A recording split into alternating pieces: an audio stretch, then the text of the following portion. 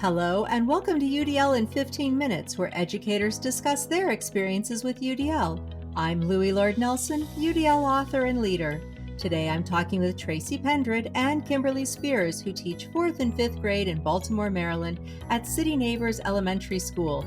They're going to share how their formal and informal planning conversations, which are infused with UDL, benefit all of their learners. Hello to you both. Could you go ahead and share with us your teaching background? Sure. I have been teacher at City Neighbors for 11 years. I have taught third grade here and also fourth and fifth just recently. Wonderful. And that's Tracy talking, right? It is. Okay. Thank you, Tracy. And Kimberly?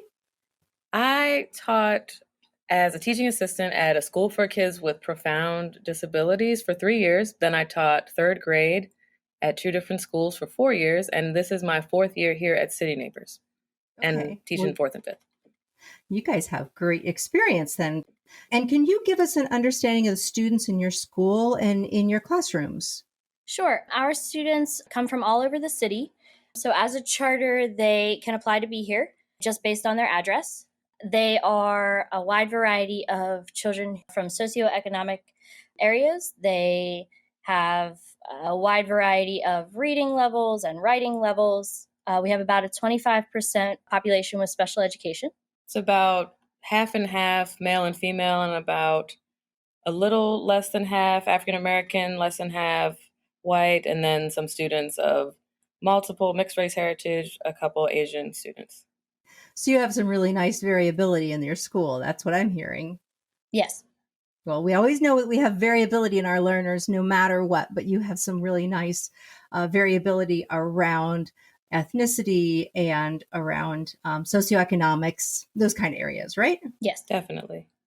Okay, so this is going to be so interesting to hear about. Teachers are always looking to one another for suggestions and inspiration and guidance and general support. And your relationship started off as a formal one, right? It blossomed into a partnership, and you both consider the UDL framework as you design and reflect on your work. So can you give us the history of your partnership as well as some examples of how you take advantage of that partnership?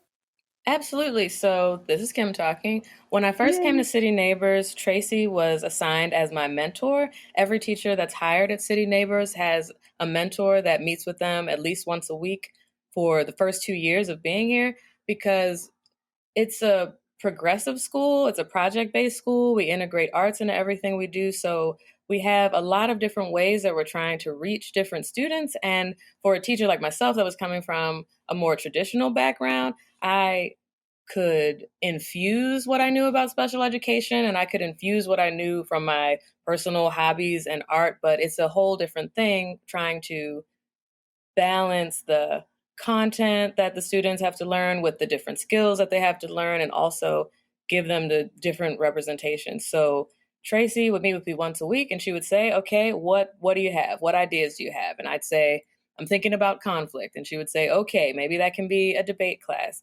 And we have lunch together, and the lunches of the teachers in different grades are actually scheduled to be together so that the teachers can like bond unofficially, but also we can just talk shop sometimes and say, this kid's giving me trouble. What do you think about this? What happens in your class? Because I teach the 4th grade students in the morning, and Tracy teaches the 5th grade students in the morning. Then we switch. So there might be a behavior that shows up in the afternoon because the student's more tired that doesn't show up with me. Or there might be a behavior that shows up because the student is more confident in reading and less confident in math, or vice versa. So it started out with her being my official mentor, but then we just kept eating lunch together, liking each other, becoming friends, and respecting one another's practice.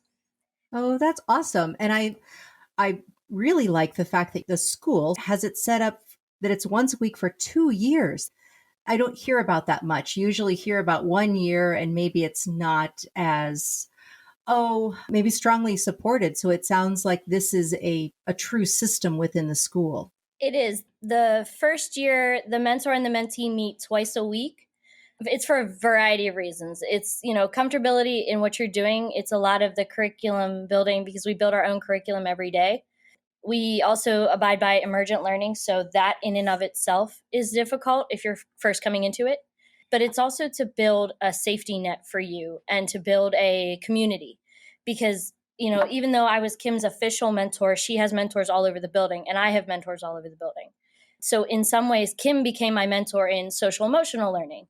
She was much more versed in it. She had way more experience. So it was easy to turn the conversation around and say, I need help with this, or I'm seeing this, how can you help me there? So it plays on everybody's strengths, but it also opens up that community and that space to say, I need help, or I don't know, or I'm confused, or we're giving each other the same thing that we give the kids, which is space to grow. That's fabulous. You used a term that I'm not sure everybody's going to be familiar with. You said emergent learning. Could you just share a little bit about that? Sure. Emergent learning is putting the child's interest at the heart of what you're doing. So, for example, fourth grade found a monarch caterpillar and we're fascinated by it. So that became a project. Like, what happens to a monarch caterpillar? What happens to a butterfly? Why do they migrate? So it is easy to slide in standards and curriculum that is based in fourth grade into a topic. Wherever the kids' interests lie, they will let you take them there. So if you follow that, then you are building the curriculum with the student. Oh, that's fabulous. That's really exciting. So we've heard about a definite relationship because it's gone from that great formal example to the way fun informal, and you keep sharing ideas. So can you talk about how UDL has woven in here? I don't know if it's how you learned about it. I don't know if it's been continued conversations. It's just whatever you want to share. Sure. So the school is about 15 years old. And from the very beginning, there was this idea that we enter into the classroom with the deepest respect for every student and with the deepest belief in what they're capable of doing. So, when we talk about UDL and like the official framework and the idea of engagement, like emergent learning is all about engagement, the student choice. What is the student interested in? And then representation is saying like, the arts integration piece, are we going to present it with a video, present it with a song? Are we going to present it multiple ways? Are we going to have an expert come in that is an engineer while we're doing our bridge building unit?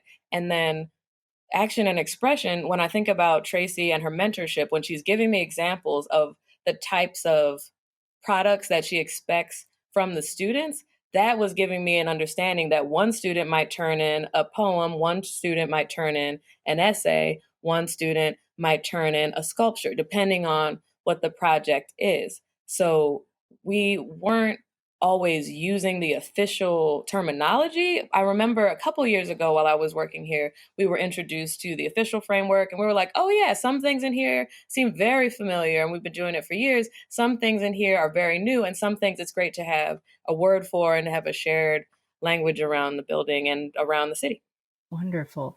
So that's great because you just led me right in there. It's like I'll send you a check in the mail because my next question is what parts of the UDL framework were maybe either new or, like you said, gave you a language to something that you were already doing. So either one of those. I think it depends on which teacher you're speaking with, because there were things that like Kim was already doing that she gained a word for. So for example, like the idea that we were talking about ways of representation. I just want the student to prove that they learned the thing that we were after. It doesn't matter to me if you feel better writing a song or if you feel better creating a play. What matters to me is at the end of the day, can I see that you understood it? Can you prove it? So Kim and I had been deep in conversation about that, but we didn't have like words for, multiple means of representation. So we gained words for that. Engagement, I feel like, is a big piece of what our school is built on. And the idea that students exhibit really engaged behavior when it's worth being engaged in. So does the material matter? Why should they care? Like, does it affect them? Is it developmentally appropriate? Things like that we had already kind of been built on. So it really does depend on which teacher you're talking to and where they are in their development of the way that we teach. Absolutely. So in project-based learning, the two things that we say are required are a compelling question and an authentic audience. So the question, that goes to what Tracy was saying, like that it's relevant to their lives. Are they studying water? Are they studying the election? Are they studying the plumbing system? Are they studying how water is shipped to our school? Are they studying the cost of the supplies in our school? So that might be the compelling question. And then the authentic audience is, who are you presenting it to, and what difference is it going to make to those people?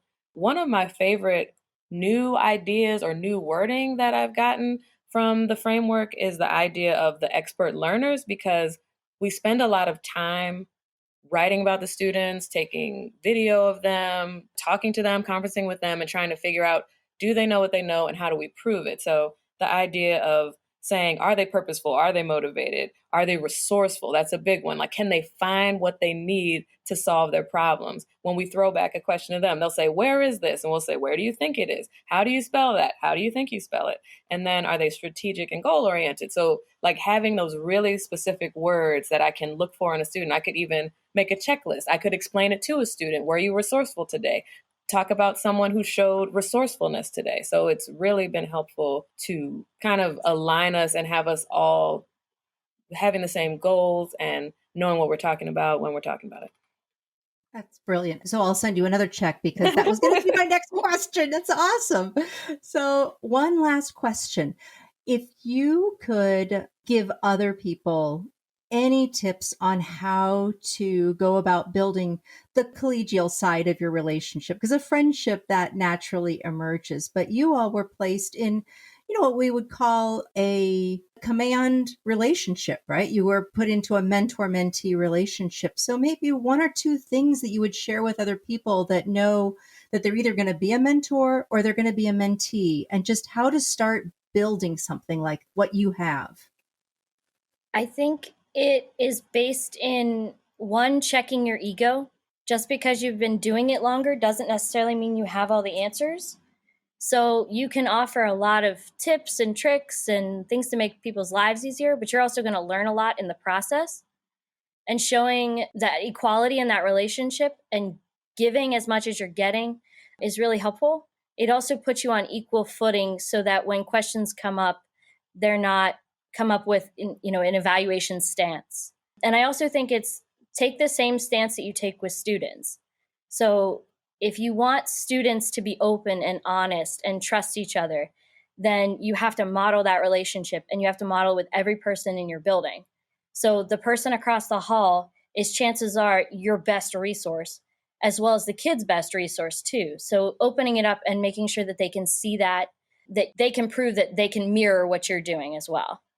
Also, Tracy would ask me, like, if she had something that she saw in my room that she thought I needed to change, she wouldn't just assume that it was something I was, quote, doing wrong. She would assume that I had some type of thinking behind it. So she would say, what made you do this? And the tone was very important as well. And then she would say, have you tried this? Have you tried this? Or she would say, I saw this in someone else's room. I have done this in the past when I saw that. So it was always a sense of, just by design, that we are equals, and with her language and with her examples, it was just that I just could tell that she respected me and that she would assume that I was knowledgeable about something, whether I was or not, and let me ask questions and encourage me to ask questions. And I think also there's a lot about the design of the school, like saying, if you are coming to the school, we need to mentor you. Or if you are doing projects at this school, there need to be multiple ways for students to show what they know. Here are examples. It's not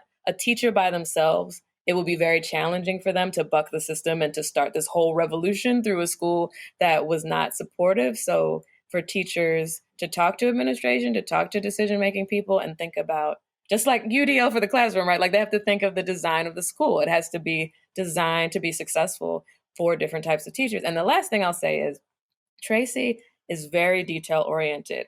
I am very big picture oriented. And so Tracy never tried to change who I was as a teacher. In fact, she would encourage me and say, I know this isn't your strong suit. I can support you in this. Tell me about your idea and I'll help you make it work. So instead of trying to change someone into this cookie cutter of a teacher, the same respect we give to the students, there's respect for the educator in the room. You're your own person. You're going to do it the way you do it. Okay, I'm betting that people are going to want to contact both of you because you just gave great advice. Oh my gosh, it was so good. This has been awesome. Thank you so much. It's been so wonderful. Thank you to you both. Thank you. And finally, if you have a story to share about UDL implementation for UDL in 15 minutes, you can contact me through the udlapproach.com. And thanks to everyone for your work in revolutionizing education through UDL and making it our goal to develop expert learners.